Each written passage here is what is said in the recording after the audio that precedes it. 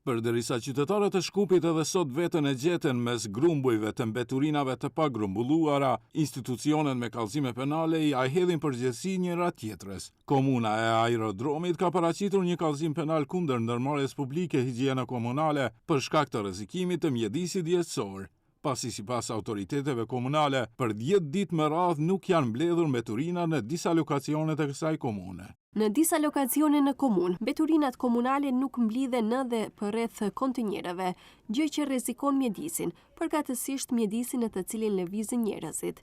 Për shkak të mbledhjes së parakohshme të mbeturinave shtëpiake, çdo ditë ka rrjedhje nga kontinjeret e mbeturinave, të cilët përhapin një erë të pakëndshme dhe gjithashtu e shëmtojnë hapësirën. Nga ana tjetër, qyteti i Shkupit ka dorëzuar kallëzim penal ndaj Juliana Spirovskës, kryetare e bordit drejtues të ndërmarrjes publike higjiena komunale. Në kallëzimin ndaj Spirovskës thuhet se në periudhën nga viti 2022 e deri më sot, ndërmarrja vazhdimisht ka dështuar në kryerjen e obligimeve për ruajtjen e higjienës në zonën e qytetit të Shkupit. Në prokurorin publike në Shkup është ngritur kallëzim penal kundër Juliana Spirovskës nga VMRO DPMN, kryetare e bordit të drejtorëve të ndërmarrjes publike higjiena komunale Shkup, për rrezikim të mjedisit jetësor, sepse për shkak të saj dhe pengesave të saj të motivuara politikisht, kompania ka qenë jo funksionale për më shumë se 3 vjet. Kjo nuk është vetëm çështje mbeturinash, kjo është çështje dinjiteti, shëndeti dhe së ardhmes, dhe Spirovskës nuk i ka interesuar pikërisht kjo gjë.